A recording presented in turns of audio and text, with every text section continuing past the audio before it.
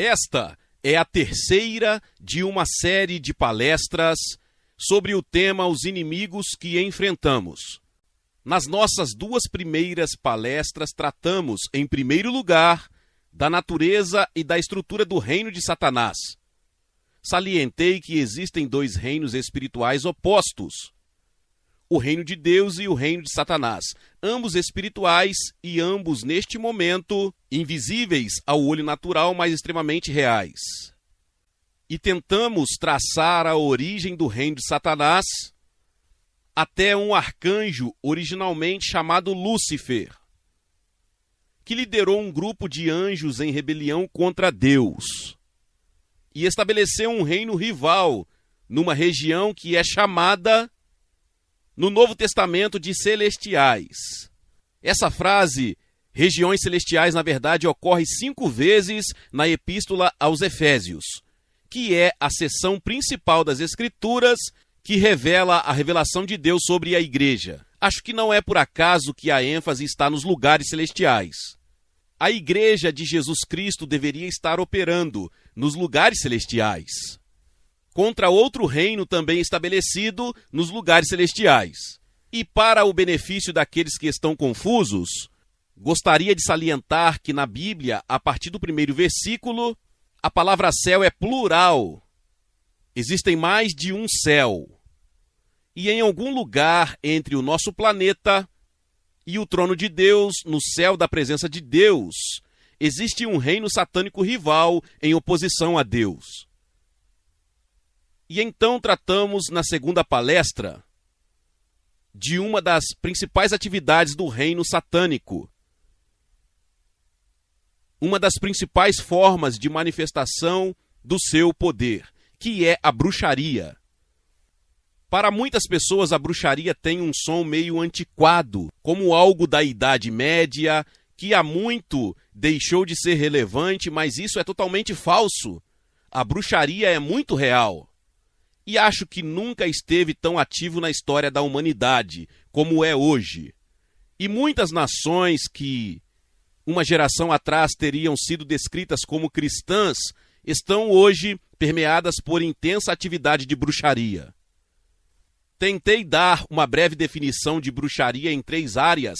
Em primeiro lugar, como uma obra da carne, uma das formas como a natureza caída do homem se expressa. E eu dei as 3 palavras-chave: manipular, intimidar e dominar. O objetivo da bruxaria é simplesmente controlar outras pessoas e levá-las a fazer o que você deseja que façam, e não utiliza meios legítimos. A bruxaria está intimamente aliada à rebelião. É o resultado da rebelião do homem contra Deus. Na segunda área, a bruxaria é uma espécie de religião satânica sobrenatural, com muitos aspectos e fases diferentes. O sacerdote da bruxaria na maioria dos países é chamado de feiticeiro. E não é possível encontrar uma única área da superfície da terra onde as pessoas não tenham praticado bruxaria, principalmente desde tempos imemoriais. E em muitas áreas do mundo ainda é a atividade espiritual predominante. E em terceiro lugar, tratamos da bruxaria na igreja, que é um dos golpes de mestre de Satanás. Paulo escreveu aos cristãos da Galácia e disse: Gálatas insensatos, quem vos enfeitiçou? E vimos que a evidência de que estavam enfeitiçados consistia no fato de que a obra de Cristo na cruz teria sido obscurecida, e com isso eles foram privados de todos os benefícios que Jesus havia obtido para eles. E esta obra de bruxaria expressou-se na igreja em 2 coisas principais: carnalidade, confiar na carne e não no espírito, e uma consequência da carnalidade é o legalismo. E eu sugiro a você, e não acredito que esteja exagerando, que muito possivelmente a maior parte da igreja cristã professa, responde a essa descrição. Afastou-se da graça e do poder sobrenatural do Espírito Santo, recorre agora a métodos humanos, a esforços humanos, e está, de certo modo, ligado a todos os tipos de sistemas legalistas. Já disse às pessoas em alguns lugares que o cristianismo não é um conjunto de regras. E por vezes as pessoas olharam para mim com espanto. Acho que eles poderiam ter aceitado a afirmação com mais facilidade se eu tivesse dito: Deus não existe. Bem, esta noite iremos para a próxima operação principal do reino de Satanás, da oposição de Satanás a Deus e à Igreja de Jesus Cristo. E vamos lidar com algo que intitulei o espírito do anticristo. Precisamos nos voltar em primeiro lugar para a passagem de 1 João, onde isso é descrito principalmente. 1 João capítulo 2, versículo 18. Filhinhos, é a última hora. E como vocês ouviram que o anticristo está vindo, agora mesmo vieram muitos anticristos, pelos quais sabemos que é a última hora. Observe que o advento e a operação do espírito do anticristo se intensificarão à medida que nos aproximamos do fim dos tempos. Eles, isto é, esses anticristos, saíram de nós, sendo nós a Igreja de Jesus, mas não eram dos nossos, pois se eles fossem dos nossos, teriam continuado conosco. Mas eles saíram para que fosse manifesto que nenhum deles era dos nossos. Mas você tem uma unção do Santo e sabe todas as coisas. Ou outra tradução, todos vocês sabem, que provavelmente é a correta. Não te escrevi porque não conheceis a verdade, mas porque conheceis e porque nenhuma mentira é verdadeira. Quem é mentiroso senão aquele que nega que Jesus é o Cristo? Ele é o anticristo que nega o Pai e o Filho. Quem nega o Filho também não tem o Pai. Quem reconhece o Filho tem também o Pai. Vemos aí que... Deixe-me, antes de tudo, tentar explicar brevemente o verdadeiro significado daquela estranha frase anticristo. Você precisa ter em mente, em primeiro lugar, que a palavra Cristo vem de uma palavra grega Christus, que corresponde exatamente à palavra hebraica Machia, da qual obtemos Messias. É incrivelmente como muitos judeus e cristãos não percebem que Messias e Cristo são duas palavras diferentes para a mesma coisa. Então, quando dizemos anticristo, isso significa anti-Messias. E provavelmente será mais fácil entendermos se usarmos a expressão Messias. E, novamente, a preposição. Espero que você saiba o que é uma preposição. Se não sabe, não se preocupe. Você pode sobreviver sem ela. O céu também está aberto para quem não sabe o que são preposições. Mas, de qualquer forma, a preposição ante é uma preposição grega. Tem dois significados e ambos se aplicam. Em primeiro lugar, significa contra. Então, a primeira operação é contra o Messias. O segundo significado está no lugar de. E assim, o propósito final é colocar um falso Messias no lugar do verdadeiro Messias. Portanto, esta força opera, antes de tudo, excluindo o Messias. E segundo, substituindo-o por um falso Messias. Portanto, a operação total ocorre em duas fases. E quando você começa a reconhecer isso, acho que verá que o espírito do anticristo está extremamente ativo em quase toda a igreja professa. Ruth e eu temos um amigo na América que pertence a uma igreja que seria chamada de evangélica tradicional. Não quero nomear a denominação. E eles me disseram um dia, na nossa igreja você pode falar sobre Buda, você pode falar sobre Sócrates, você pode falar sobre Platão, você pode falar sobre Martin Luther King, e ninguém fica chateado. Mas se você falar sobre Jesus, todo mundo fica chateado. E o que é isso? É o espírito do anticristo. Está na primeira fase de se livrar do verdadeiro Messias. Mas todos nós precisamos ter em mente que esse não é o fim do propósito de Satanás. Seu propósito é substituir o verdadeiro Messias por um falso Messias. Então é com isso que estamos lidando. Torna-se óbvio, quando você vê isso, que esta operação específica de Satanás só é aplicável onde Jesus foi pregado. Você não pode rejeitar Jesus se nunca ouviu falar de Jesus. Então a bruxaria é diferente. A feitiçaria pertence a toda a raça humana decaída. Na verdade, é, como eu disse, a religião universal da raça caída, com muitas manifestações, formas e cerimônias diferentes. Mas o anticristo só pode ser manifestado onde Cristo foi pregado pela primeira vez.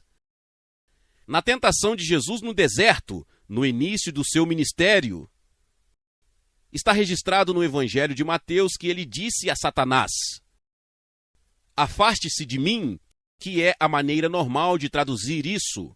Mas é perfeitamente possível traduzir isso: "Siga atrás de mim".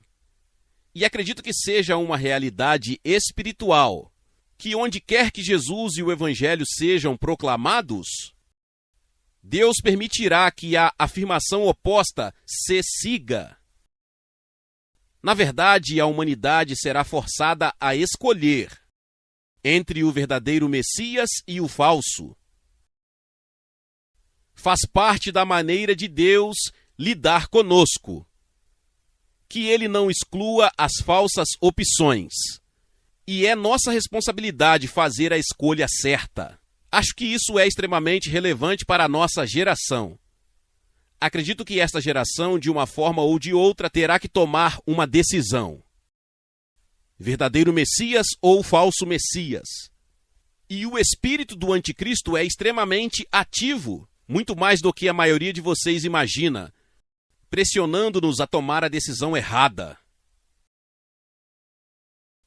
Agora, nesta passagem que lemos em 1 João capítulo 2, talvez devêssemos ler 1 João capítulo 4, apenas 2 versículos também, versículos 2 e 3.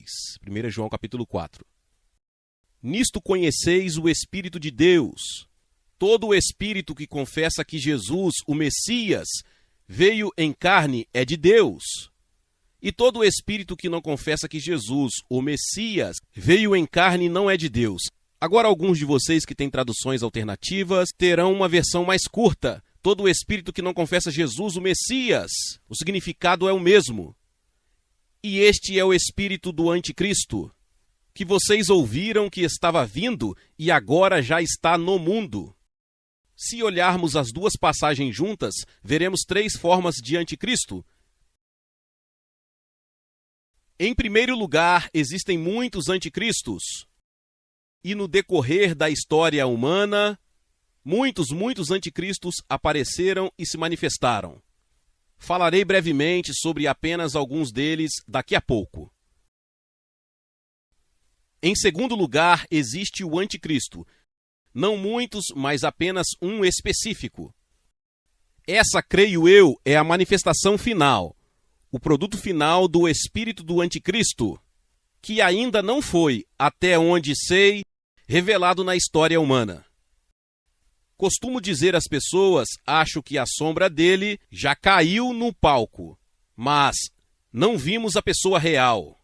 Mas no final desta era, as Escrituras deixam claro, haverá um governante final, extremamente maligno e extremamente poderoso, que dominará toda a raça humana por um breve período, que será o anticristo. A terceira forma é o espírito do anticristo. O espírito do anticristo é o espírito que opera através de cada anticristo. E João nos deu certas marcas do espírito do anticristo, que são muito importantes. Primeiro de tudo, começa na associação com o povo de Deus. Pois João diz na primeira epístola de João, capítulo 2, versículo 19: eles, os anticristos, saíram de nós, mas não eram dos nossos. Pois se eles fossem dos nossos, teriam continuado conosco. Mas eles saíram para que se manifestasse que nenhum deles era dos nossos. Portanto, o anticristo sempre começa, de alguma forma, em associação com o povo de Deus, mas realmente não pertence a esse lugar, e no devido tempo, isso será manifestado. Esta é uma marca do espírito do anticristo. A segunda é que nega que Jesus seja o Messias. 1 João 2:22. Quem é o mentiroso senão aquele que nega que Jesus é o Messias? Ele é o anticristo. E então João continua com a terceira marca. Ele é o anticristo que nega o Pai e o Filho. Isso é muito importante. O anticristo não nega a existência de Deus. Na verdade, ele afirma ser o representante de Deus. O que ele nega é o relacionamento do Pai e do Filho dentro da divindade. E onde quer que você encontre a negação disso, provavelmente estará enfrentando o espírito do anticristo. E a quarta marca do anticristo, que é dada em 1 João capítulo 4, é que ele nega que o Messias veio. Provavelmente acredita no Messias que virá, mas nega que o Messias já veio. Deixe-me recapitular essas 4 marcas, porque são extremamente importantes. Primeiro de tudo, o anticristo começa em associação com o povo de Deus. Em segundo lugar, nega que Jesus seja o Messias. Obviamente, isso não pode ser paganismo, porque o paganismo nem ouviu falar de Jesus, entende? Só pode acontecer onde Jesus foi proclamado. Terceiro, nega o relacionamento pai e filho dentro da divindade. Não nega necessariamente a Deus, mas nega um Deus que é revelado como pai e filho. E 4, nega que o Messias veio, mas muito provavelmente ensina que o Messias virá. Agora, vamos pegar alguns exemplos históricos e devo confessar que o que eu vou dizer é um tanto controverso. O problema com a verdade é que ela pode ser controversa. Certamente não tenho nenhum desejo de ofender ninguém e não tenho nenhum desejo particular de atacar outras religiões. O que eu quero fazer é apresentar a verdade. Mas a primeira e mais persistente e duradoura manifestação do espírito do anticristo está no judaísmo. Sempre pensamos que o cristianismo se ramificou do judaísmo. E é isso que o povo judeu basicamente lhe dirá. Deixe-me dizer, não sou judeu, embora minha esposa seja, e somos muito próximos do povo judeu. Cheguei à conclusão de que isso não é verdade. O que aconteceu é que o cristianismo, isto é, o ensino de Jesus e seus discípulos, não todo o cristianismo que se seguiu desde então, mas o ensino de Jesus e seus discípulos é a verdadeira continuação da religião do Antigo Testamento. E o judaísmo se ramificou a partir disso. Você vê? Isso é algo muito importante de se ver, especialmente no contato com o povo judeu, como frequentemente fazemos. Então essa é a primeira marca. Tudo começou em associação com o povo de Deus. Não sou especialista em judaísmo, mas se analisarmos os seus ensinamentos, muitos deles são uma recusa não reconhecida de acreditar em Jesus. Muito do que é ensinado é uma força que nega as reivindicações de Jesus. A segunda manifestação do cristianismo no judaísmo é obviamente muito simples. Nega que Jesus seja o Messias, mas acredita no Messias que há de vir. Terceiro, nega o relacionamento pai e filho dentro da divindade. Rejeita a afirmação de Jesus de ser o Filho de Deus. E não aceita que Deus tem um filho. E em quarto lugar, como eu disse, nega que o Messias tenha vindo. Curiosamente, só para atualizar, no verão passado, 1988, em Jerusalém, cartazes muito elegantes apareceram na cidade, em todas as principais ruas da cidade em hebraico, dizendo o seguinte: o Messias chegou! E se você quiser, encontre-o, vá ao Monte das Oliveiras num determinado domingo e ele estará lá. Lindamente impresso, não tenho ideia de quem os imprimiu. Eu sei que um jornalista foi lá para ver o que aconteceu, mas não encontrou o Messias. Mas isso é apenas para mostrar o quão real é esse problema. Se você falar com o povo judeu, com uma atitude simpática e usar o nome Messias, algo muda aos olhos deles, porque é uma palavra que tem um significado especial para o povo judeu. Agora quero lhe oferecer uma sugestão. Um pensamento que tenho e você tem toda a liberdade de discordar de mim. Quero abrir em Mateus capítulo 27 por um momento e ler apenas um versículo. Sugiro a você que neste versículo temos a primeira manifestação real e poderosa do espírito do anticristo. Mateus 27, versículo 21. Jesus foi levado perante o governador Pôncio Pilatos. Pilatos não consegue encontrar nada de errado com Jesus, mas os líderes religiosos judeus persistem em acusá-lo e incitam toda a multidão judaica a se voltar contra ele. E precisamos ter em mente que qualquer uma daquelas pessoas naquela multidão devem ter estado na mesma multidão que apenas uma semana antes o havia recebido em Jerusalém, colocado ramos de palmeira no caminho e dito: bendito aquele que vem no nome do Senhor, o que ilustra algo que não devemos ignorar, que a humanidade é extremamente inconsistente. Não demorou mais de uma semana para reverterem totalmente a sua atitude, mas não acredito que tenha sido apenas uma reação humana natural. Acredito que houve uma tremenda guerra espiritual acontecendo no reino invisível e, infelizmente, o espírito do anticristo prevaleceu. E isso é o que aconteceu. O governador Pôncio Pilatos trouxe Jesus para fora e disse: é seu privilégio que eu liberte um prisioneiro todos os anos neste período. Devo libertar Jesus ou libertar Barrabás? Barrabás era um agitador político, um assassino, um homem violento. Ele nunca fez bem a ninguém. Enquanto, por outro lado, Jesus nunca fez mal a ninguém. Ele curou milhares, abençoou milhares, alimentou milhares. Não havia nenhuma razão lógica para se voltar contra Jesus.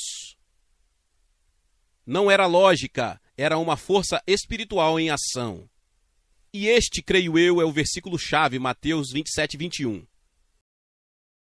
O governador, que é Pilatos, respondeu e disse-lhes a multidão judaica: qual dos dois quereis que eu vos solte? E assim Israel é uma espécie de antitipo do que acontecerá com a humanidade, na minha opinião. Porque acredito que toda a humanidade acabará por se deparar com esta escolha. Qual das duas? Você quer Jesus, o Salvador, o Curador, o Justo? Ou você quer Barrabás, um agitador político perverso e violento? Num certo sentido, Barrabás é um tipo do anticristo. E eles escolheram. Quem eles escolheram? Barrabás. Ouça, não vamos apontar o dedo para eles. Tenhamos muito cuidado quando chegar a hora de não cometermos o mesmo erro.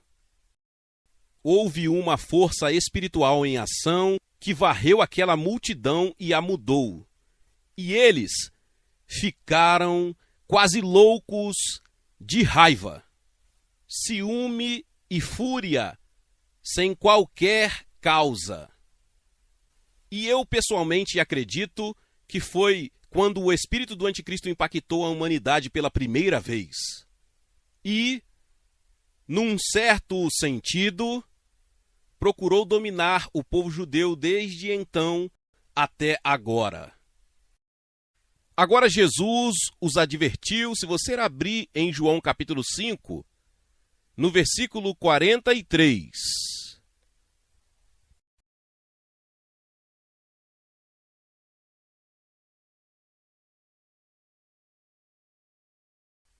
Eles estavam neste ponto contestando sua afirmação de ser o Messias e o Filho de Deus.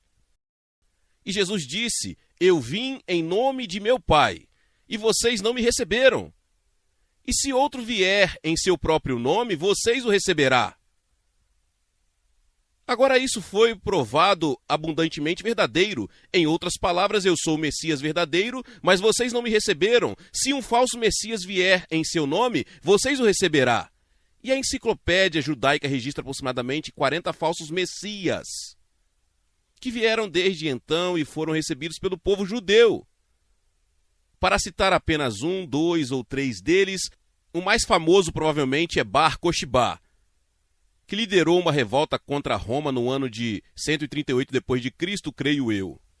Depois houve Moisés de Creta, penso que no século V, que persuadiu as pessoas de que deveriam entrar no mar vindo de Creta e encontrariam o Messias, e milhares foram para o mar e morreram afogados.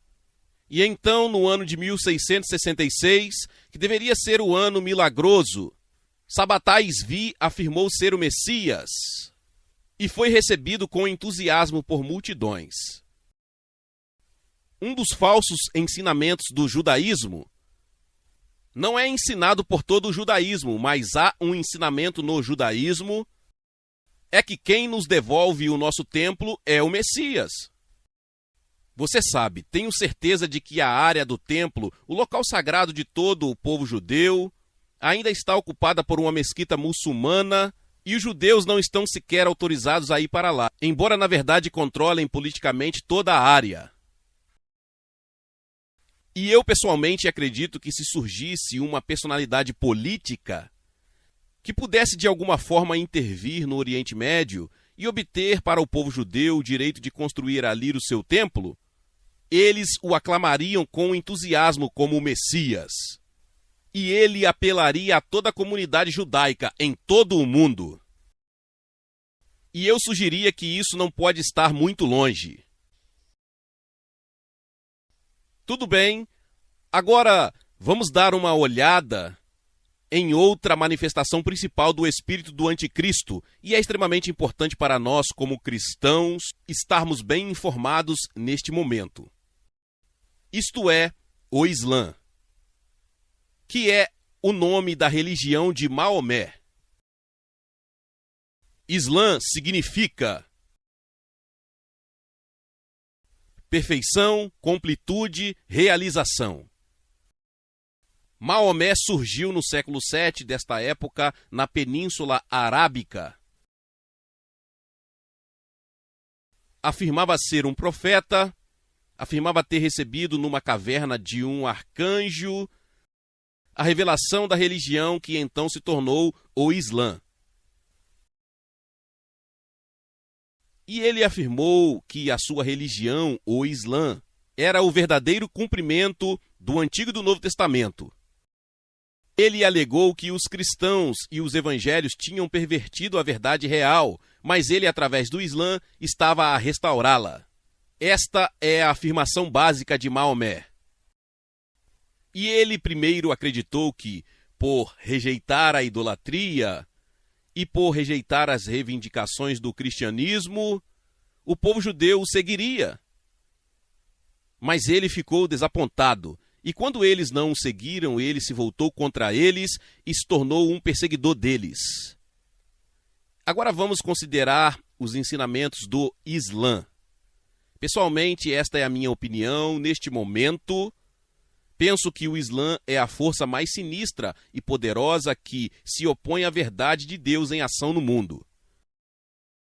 É uma tragédia que tantos cristãos no Ocidente tenham compreendido e subestimado totalmente o Islã.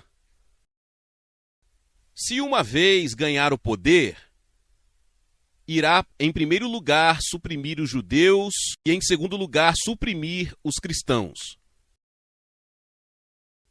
Nos países muçulmanos, ao longo dos séculos, os cristãos e os judeus receberam o título de obscuros, que significa pessoas de segunda classe. É mais adequado ao Islã ter alguns deles por perto, para mantê-los numa condição tão baixa e degradada que a superioridade do Islã seja manifestada para todos.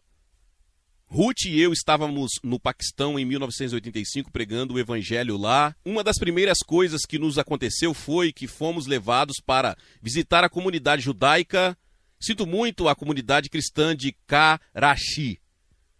E ainda me lembro da terrível sensação de doença física quando vi a miséria, a pobreza, a condição degradante. Eles tinham esgotos a céu aberto nas ruas. Eles iam ao banheiro ao ar livre. E esta foi a imagem do cristianismo apresentado ao povo do Paquistão.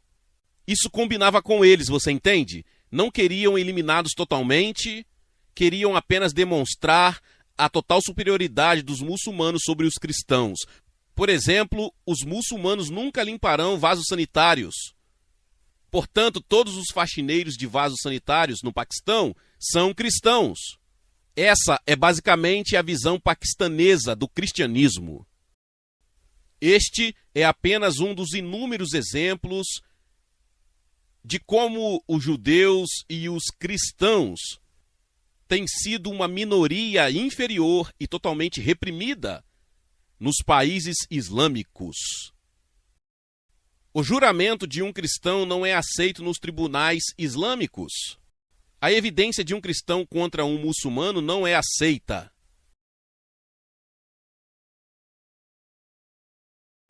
É verdade que o Islã nunca foi culpado de nada tão terrível como o Holocausto. Mas tem um longo historial de 13 séculos de supressão e desprezo pelo cristianismo. É difícil para você que não está familiarizado perceber com que total desprezo eles veem os cristãos. Veja, as coisas que nós, através da herança e tradição cristã, consideramos excelentes, como a misericórdia e o perdão, para os muçulmanos são apenas fraquezas. Veja, atualmente a situação no Oriente Médio, os políticos ocidentais, mesmo que não sejam cristãos, têm um ponto de vista cristão. Eles têm uma formação, falam de misericórdia, de paz, de perdão. Para os muçulmanos, isso é um disparate. No pensamento muçulmano, a vingança é um dever sagrado. Só quero trazer à tona o espírito totalmente diferente que existe, porque nem sempre é óbvio. Agora, como salientei, o Islã novamente tem as marcas, a maioria delas. Tudo começou em associação com o Antigo e o Novo Testamento. Afirmava ser o resultado dessa revelação de Deus, mas nega certos fundamentos básicos da fé cristã. Nega a morte expiatória de Jesus na cruz. Maomé ensinou que Jesus não morreu. Um anjo veio e o tirou da cruz antes de morrer. Porque não há morte, não há expiação, e porque não há expiação, não há perdão. E nenhum muçulmano tem a certeza de que os pecados serão perdoados a qualquer momento.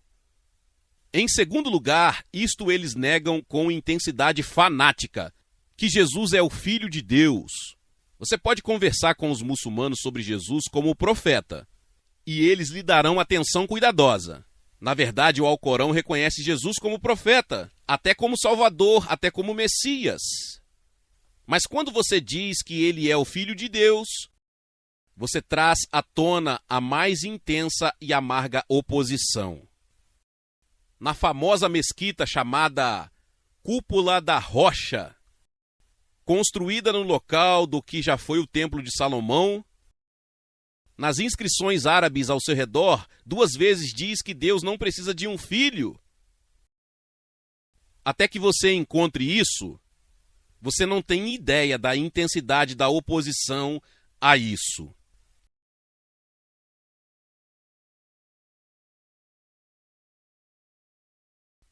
E então, como eu disse, nega o relacionamento pai-filho dentro da divindade.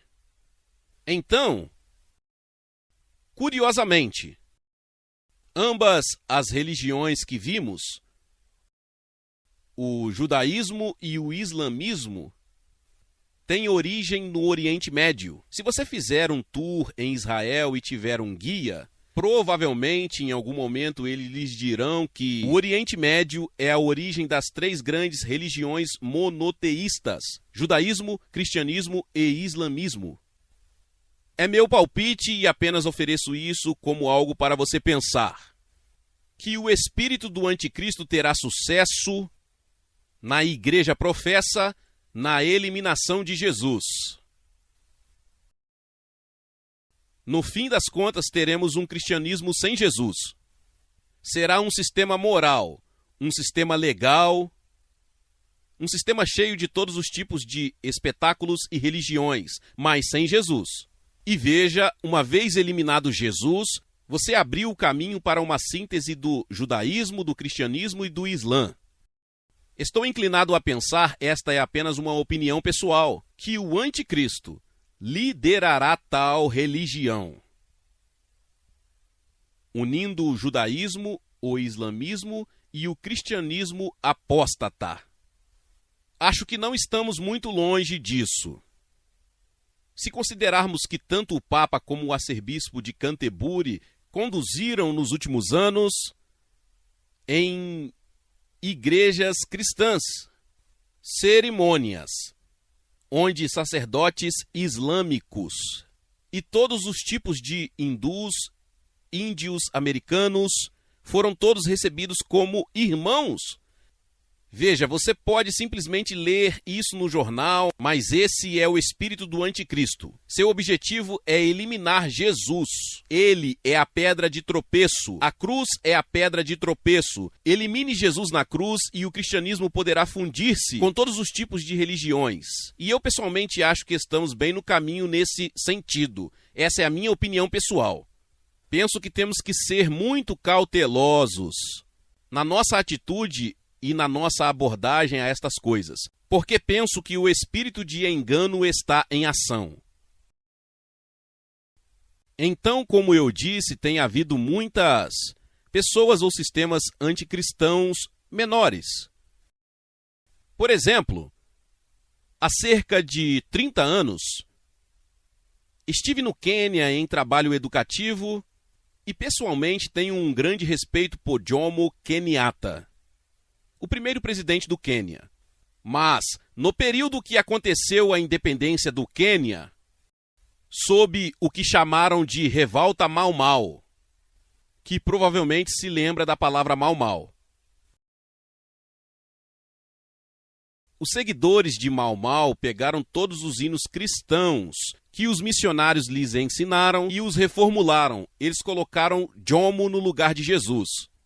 Então, novamente, este é apenas um exemplo simples do espírito do anticristo. Não estou dizendo que Jomo era um anticristo, porque acho que ele era um homem bom em alguns aspectos, embora nunca tenha sido cristão. Mas acho que ele fez um bom trabalho, não quero ser considerado um crítico dele. Mas o espírito estava em ação. Era o espírito do anticristo. Agora, vamos à manifestação final do espírito do anticristo no anticristo. Agora estamos a lidar com algo que, tanto quanto sei, ainda é futuro. Se não for futuro, ainda não o descobri. Portanto, sempre existe a possibilidade de erro. E não estou de forma alguma estabelecendo a lei, afirmando que tudo será exatamente como o apresento, mas quero direcionar sua atenção para essas passagens muito importantes das Escrituras, para que pelo menos você não as ignore, que você não esteja inconsciente do que Satanás está planejando e que possa formar alguma opinião sobre o quão longe ele avançou na execução de seus planos. Vamos voltar primeiro para 2 Tessalonicenses capítulo 2, que é realmente dedicado principalmente a lidar com o aparecimento, revelação e manifestação do anticristo. Também trata da preparação para a volta do Senhor. E é claro que eles estão intimamente interligados, porque o ato satânico final, antes do retorno do Senhor, será o anticristo. Na verdade, Paulo diz: o Senhor destruirá o anticristo com o esplendor da sua vinda. Pessoalmente, não tenho nenhum objetivo real de ser um herói. Estou preparado para deixar Jesus lidar pessoalmente com o anticristo. Acho que ele é o único que pode. Acho que o verdadeiro Cristo, o verdadeiro Messias, lidará com o falso quando ele vier. Acho que esse é um dos principais propósitos da sua vinda. É derrotar, derrubar e destruir o anticristo. De qualquer forma, se abrirmos em 2 Tessalonicenses capítulo 2, começando no versículo 1 e apenas lermos até o versículo 3. Agora, irmãos, a respeito da vinda do nosso Senhor Jesus Cristo, esse é o tema desta passagem. E a palavra vinda ali, a palavra parousia em grego, que normalmente é usada para a segunda vinda do Senhor Jesus. No que diz respeito à vinda de nosso Senhor Jesus Cristo e a nossa reunião com Ele, essa é a igreja que será arrebatada para encontrá-lo. Pedimos que você não fique tão abalado ou perturbado. Não se perturbe, não seja enganado. Seja por espírito, isto é, uma falsa profecia ou um falso mestre, ou por palavra, como alguma mensagem profética que circula, como a que circulou recentemente de que Jesus viria no dia 12 de setembro. Foi no dia 12 de setembro? Você sabe, estou simplesmente surpreso. Não sei se isso circulou na Grã-Bretanha, mas multidões de cristãos acreditaram nisso nos Estados Unidos. Isso me mostra a ignorância terrível e abismal, pelo menos dos cristãos americanos. E não sei se os cristãos de outras nações são muito melhores. Eu realmente não estou preparado para dizer.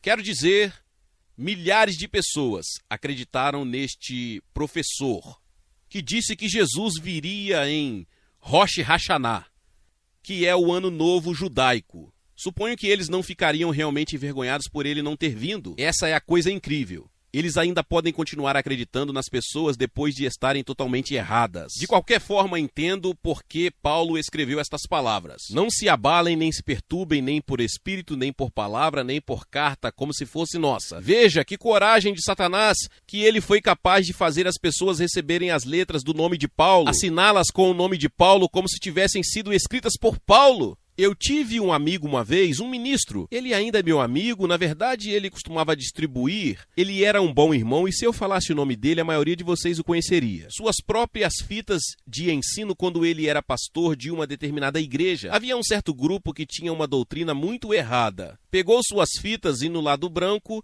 gravou seus próprios ensinamentos. Sem dizer a ele, devolveu para ele. E depois disso, quando a igreja emprestou os ensinamentos do pastor, ele também estava emprestando a mesma fita. Este ensinamento completamente errado. Não imagine que Satanás não tenha coragem. Ele tem uma coragem infinita. Não há limite para a sua coragem. Tudo bem, continuando. Não se deixe enganar como se o dia de Cristo tivesse chegado. Algumas pessoas estavam ensinando que ele havia vindo mesmo naquela época. E que ninguém os engane de forma alguma. E quero dizer a cada um de vocês que ninguém os engane de forma alguma. Pois esse dia não chegará a menos que a apostasia venha primeiro. A palavra apostasia em grego é apostasia, significa apostasia. Significa uma rejeição deliberada da verdade revelada. E penso que estamos a viver em dias de apostasia. Voltarei a isso um pouco mais tarde. A menos que a apostasia venha primeiro e o homem do pecado ou da iniquidade seja revelado, o filho da perdição. Portanto, existem mais dois títulos do anticristo. Ele é o homem da ilegalidade, ele é a personificação suprema da rebelião do homem contra Deus e da rejeição das leis de Deus. E ele é o filho da perdição, aquele que caminha para uma eternidade perdida. É interessante que haja apenas uma outra pessoa no Novo Testamento que é chamado de filho da perdição. Você sabe quem é? Judas. Judas Iscariotes. Ele era um falso apóstolo. Portanto, vemos aqui novamente a implicação de que esta pessoa começará a associar-se de alguma forma com a igreja cristã. Pessoalmente, acho que ele será carismático, super carismático. Eu realmente quero dizer isso. Tudo bem que se opõe e se exalta acima de tudo isso se chama Deus. Não iremos além disso nem por um momento. Mas agora temos três nomes diferentes para o mesmo ser, o anticristo, o homem da iniquidade, o homem da perdição. E temos outro nome importante em Apocalipse 13. Vamos ir para Apocalipse 13. Começando no versículo 1. Isto faz parte de uma visão que João teve nesta revelação. Vi surgir do mar uma besta que tinha 7 cabeças e 10 chifres, e nos seus chifres 10 coroas, e nas suas cabeças um nome blasfemo. Ora, a besta que vi era semelhante ao leopardo, e seus pés eram como os de urso, e sua boca como a de leão. E o dragão deu-lhe o seu poder e o seu trono e grande autoridade. Quem é o dragão? Satanás, isso mesmo, é absolutamente claro. Então, aqui está uma pessoa que surgirá, a quem Satanás dará seu poder. Por que Satanás dará seu poder a essa pessoa? Porque isso permitirá que essa pessoa ganhe o domínio sobre toda a raça humana e persuadir ou forçar toda a raça humana a fazer a única coisa que Satanás mais deseja, e o que é adorá-lo. Ver, este é o seu objetivo. Ele tem trabalhado nisso com paciência e perseverança por muitos e muitos séculos e está muito próximo de alcançar seu objetivo neste momento. Continuando, vi uma de suas cabeças como se tivesse sido mortalmente ferida, e esta ferida mortal foi curada, e todo o mundo maravilhou-se e seguiu a besta. Há uma espécie de falsa ressurreição aqui. Não sei se esta pessoa será assassinada, ele aparentemente estará morto e retornará à vida. O que teria acontecido na América se John Kennedy voltasse à vida após seu assassinato? Não haveria muitas pessoas que não se vendessem a John Kennedy. Continuando, versículo 4. Então eles, essas são as pessoas da terra, adoraram o dragão. Quem é esse? Satanás, que deu autoridade à besta. E adoraram a besta, dizendo: quem é semelhante à besta? Quem é capaz de fazer guerra com ela? Esse é o capítulo 4, a besta, a besta. É uma palavra grega que significa uma criatura selvagem, um animal de rapina, como um leopardo ou um leão ou um desses. Agora, no Apocalipse há um contraste muito deliberado entre duas pessoas. A besta, que é o governante de Satanás, e o cordeiro, que é o governante de Deus. E eu acho que é muito importante que todos nós tenhamos em mente, em nosso espírito, que não cultivamos a natureza da besta, mas temos que cultivar a natureza do cordeiro. Veja, quando o Espírito Santo desceu, no início do ministério de Jesus, e procurou alguém para se estabelecer, que natureza ele procurou? O cordeiro, isso mesmo. João Batista disse: eis o Cordeiro de Deus. E sobre ele desceu o Espírito Santo. Penso que esta é uma das grandes questões que preocupa cada um de nós. Porque o mundo de hoje é tão competitivo, é tão intenso, as pessoas são tão extremas e violentas que é muito fácil deixar a natureza da besta começar a infiltrar-se em nós. Mas o que Deus quer de nós é a natureza do cordeiro. Vejamos uma pequena gravura do cordeiro em Apocalipse 5. Poderíamos ler bastante, mas não leremos muito. Começando no versículo 5. João teve uma visão de um pergaminho nas mãos de Deus, e não houve ninguém que fosse considerado digno de abri-lo. Então João estava chorando. Mas um dos anciãos me disse: não chore, mas eis que o leão da tribo de Judá, a raiz de Davi, que venceu para abrir o livro e desatar os seus 7 selos. Isto é realmente dramático, porque João estava procurando um leão. Mas o que ele viu? Eu olhei e eis que no meio do trono e dos 4 seres viventes e no meio dos anciãos estava um cordeiro como se tivesse sido morto. Então o leão é um cordeiro. Isso é uma contradição deliberada. Portanto, o governante designado por Deus não tem a natureza da besta. Ele tem a natureza do cordeiro. E ele está exaltado acima de todos os outros porque deu sua vida, porque ele se humilhou, porque ele seguiu o caminho da mansidão, da humildade, porque ele não resistiu aos seus prendedores e aos seus perseguidores. E eu realmente acredito que a igreja nestes dias terá que mostrar a mesma natureza. E não acredito que seja fácil. Sugiro-lhe isto. Não é uma sugestão popular. Penso que a igreja pode voltar para casa da mesma forma que o seu Senhor, pelo caminho da cruz. Acho que vamos conquistar. Como diz o hino, quando estivermos fracos, a força de Deus se aperfeiçoará em nossa fraqueza. Acredito que essa é uma lição que teremos que aprender. E há muitos ensinamentos na igreja hoje que falam sobre tudo o que podemos fazer com todo o nosso poder e tudo o que a fé pode realizar, mas acredito que isso realmente está inflamando o homem natural, a natureza carnal, e que a natureza tem que ser crucificada antes que possamos entrar no propósito de Deus para nós. Poderíamos continuar com a adoração do Cordeiro, mas acho que você pode ler isso por si mesmo. Vamos voltar agora para Apocalipse 13 e apenas dar uma olhada em algumas partes desta descrição. Vimos que todos adoraram a besta. E todos estavam convencidos de que era inútil fazer guerra contra a besta. Agora, quem sabe o que acontecerá?